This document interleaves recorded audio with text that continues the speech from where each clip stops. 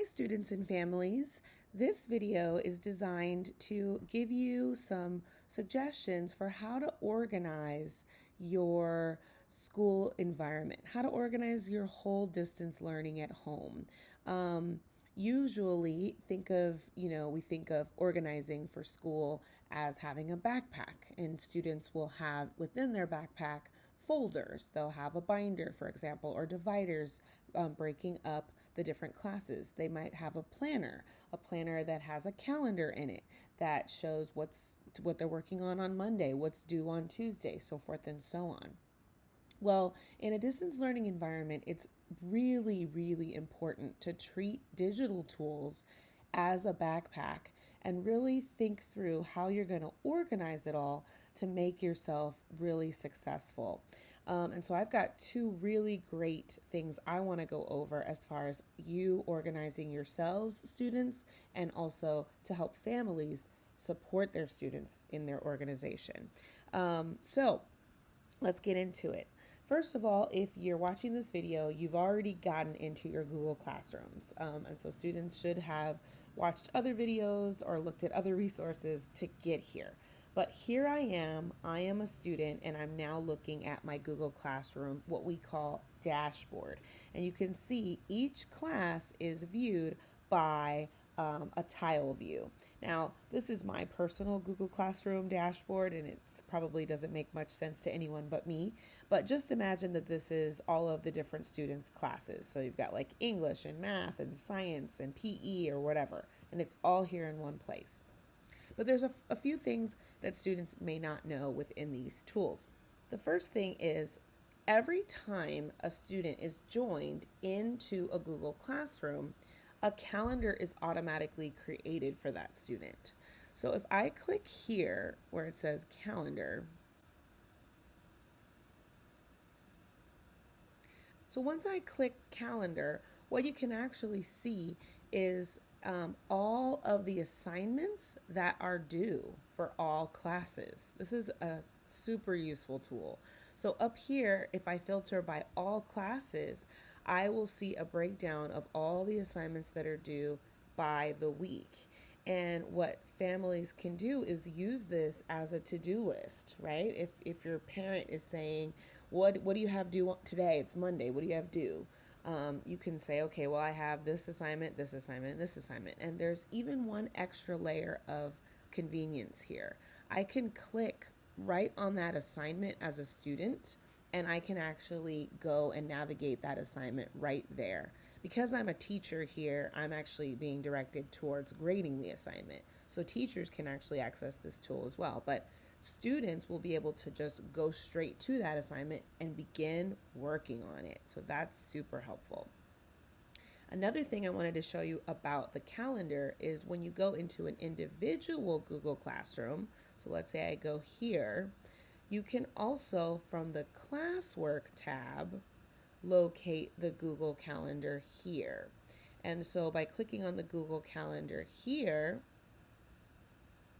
I can also view my Google Calendar. I can mess with the notifications that I receive here. I'll just say ask me later. But I can also see at a month glance all of the assignments that are due. I can filter on the side panel here just by individual classes. So maybe this is really overwhelming because I have all my Google Classrooms in here at once. Maybe I just want to filter and uncheck the ones I don't want to see. But it's a nice management tool to organize your day and organize the assignments that are due. From here, I can also click on an assignment as a student and begin working on it. All right, the last thing I wanted to show you is within a given Google Classroom, each Google Classroom has a class drive folder, and you can access that. You can also access all the materials that the teacher has assigned in that class drive folder.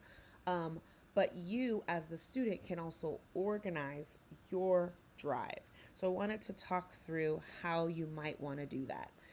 The best way I think to organize your Google Drive is through folders.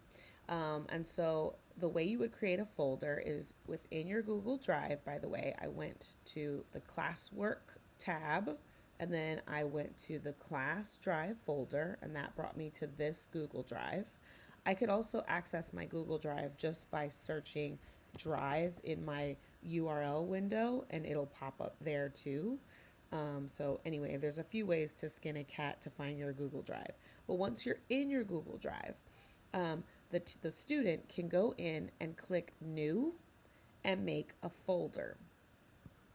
Now, I would, if I were a student, put the name of the class. So maybe I would put English 9 with Shell, right? And I would click Create.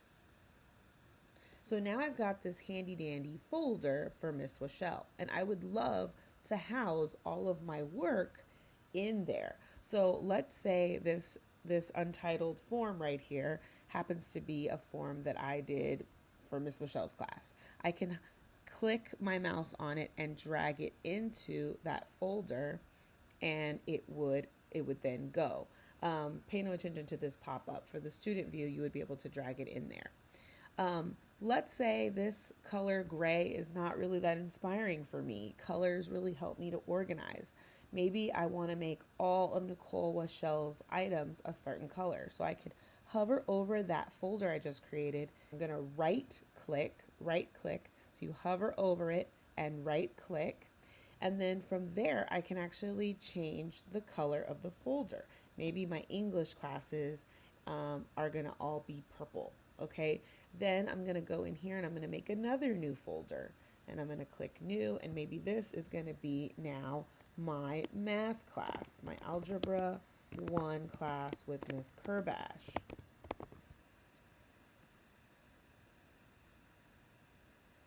Now I've created a folder for that. I'm going to hover over, right click, change the color to maybe red for math. And I can begin organizing all of my assignments within these folders for quick and easy access.